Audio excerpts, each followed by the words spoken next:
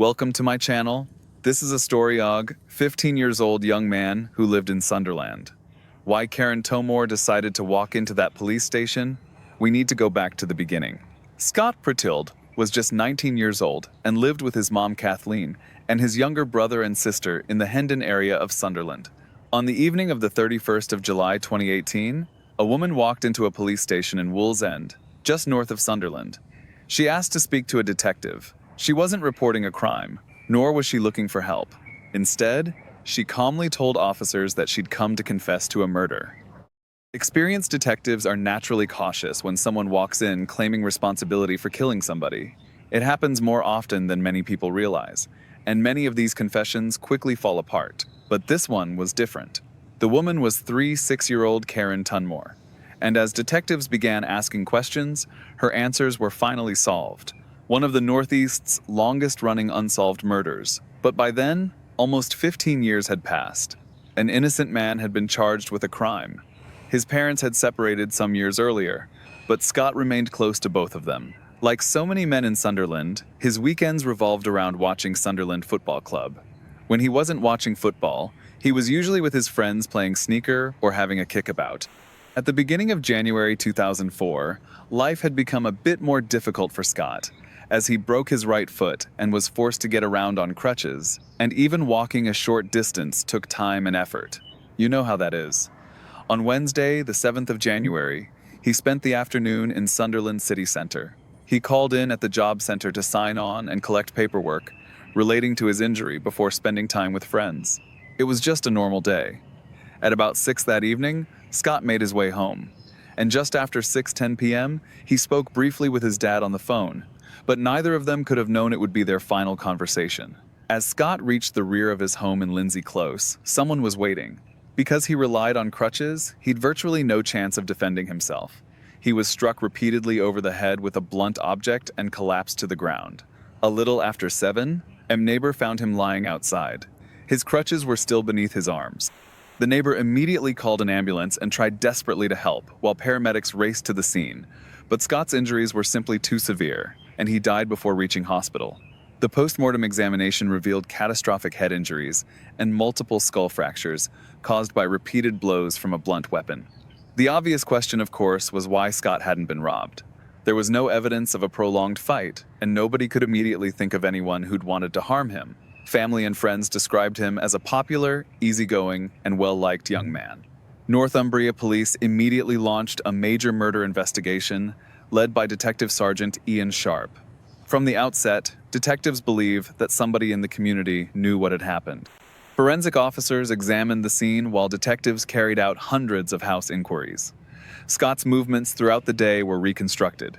Friends were interviewed, relatives spoken to, and posters bearing Scott's photograph were distributed throughout Sunderland, asking for any information.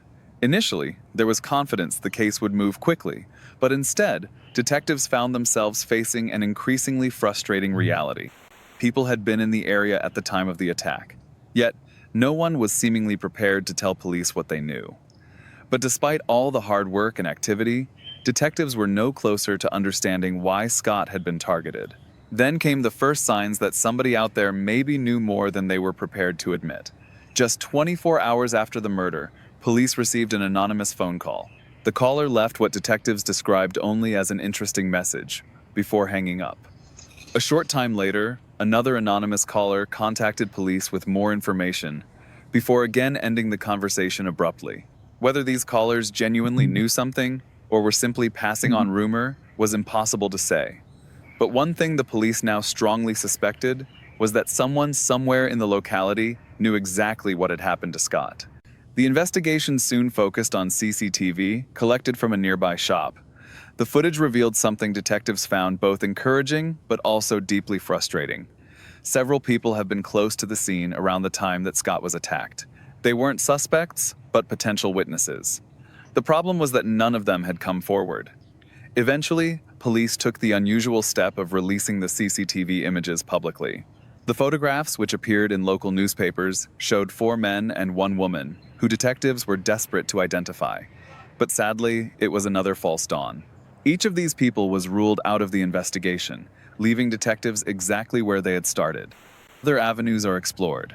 Police divers searched a local lake in case the murder weapon had been thrown into the water.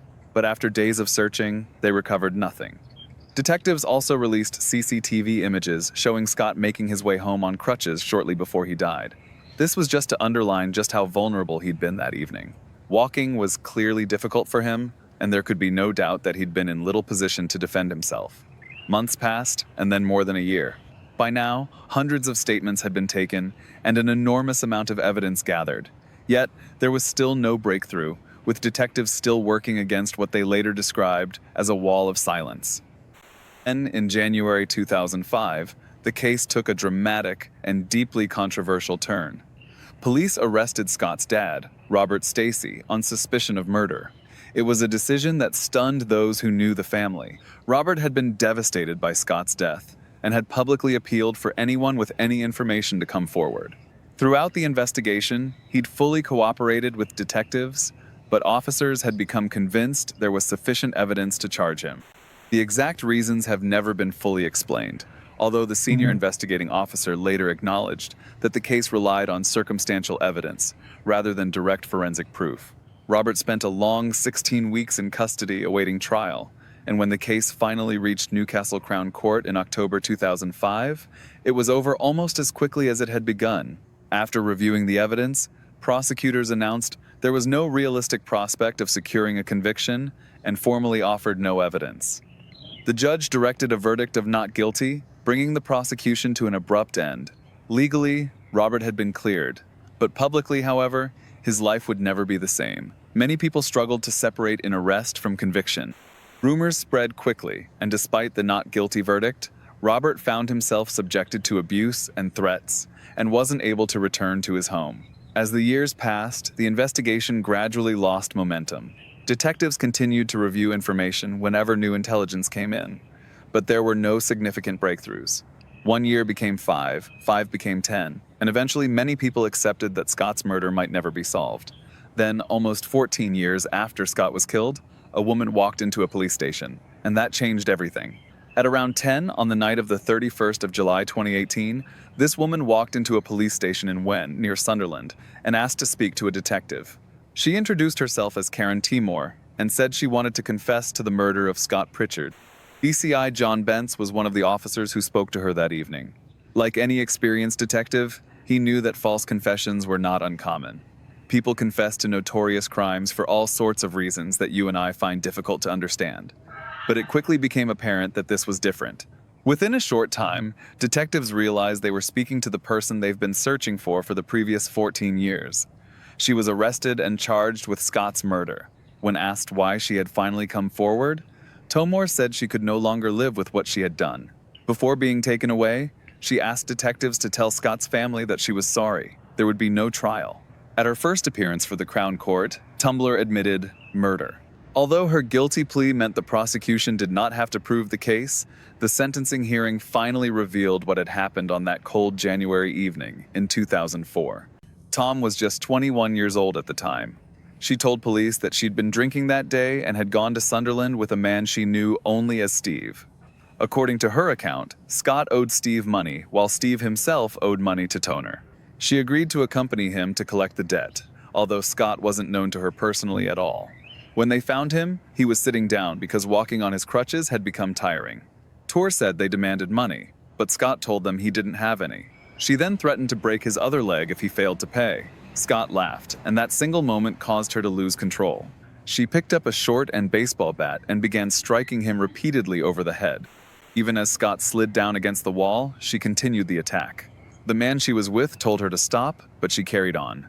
She later told detectives she had simply seen red. It was a shocking account, made all the more disturbing by the fact that Scott, due to his injury, was barely able to stand, let alone defend himself.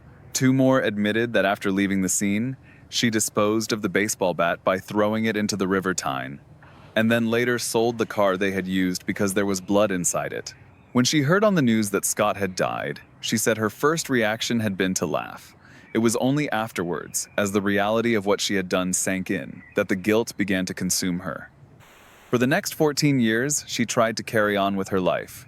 She became a youth football coach and outwardly appeared to have left the night behind her. But privately, She later claimed she thought about Scott every day, until eventually she reached a point where she could no longer live with herself. One question remained unanswered. Who is Steve? Police never identified the man Tumblr claimed was with her that evening. Detectives believe she knows his identity, but has deliberately refused to reveal it. Whether she was protecting someone, scared of someone, genuinely couldn't identify him, or whether he even existed at all, remains one of the unanswered questions in this case. When Karen Tumblr appeared for sentencing, Scott's family were finally able to watch justice being done. The judge sentenced her to life in prison, with a rather weak minimum term of 17.5 years, before she could be considered for parole. For Robert Stacy, the conviction was deeply emotional. In a victim impact statement, he described the agony of not only losing his son, but then being accused of murdering him. Being falsely imprisoned, he said, had broken him, and even after he was cleared, the rumors never disappeared. He had been threatened, abused, and forced from his home by people who assumed that, because he'd been arrested, he must somehow have been guilty. Scott's mom, Kathleen, also spoke movingly about the son she had lost. She described Scott as a kind, confident, and well-liked young man, whose best years had been taken from him.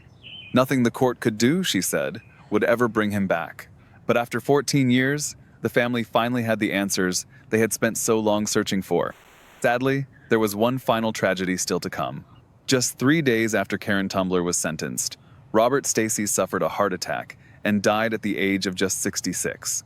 No one can say whether the years of grief, public suspicion, and false accusation contributed to his death. What we do know is that after spending almost 15 years fighting to clear his name and see justice for his son, he died only days after finally witnessing the conclusion of the case. The murder of Scott Pritchard remains one of the Northeast's most extraordinary criminal cases. Yet, it's worth remembering that behind all the headlines, this story was always about a young man whose life ended far too soon. 19 years old, that was all he was when he died. His family eventually got the answers they had fought so long to find, but no confession, no sentence, and no amount of passing time could ever give them back the son, the brother, and the friend that they had lost.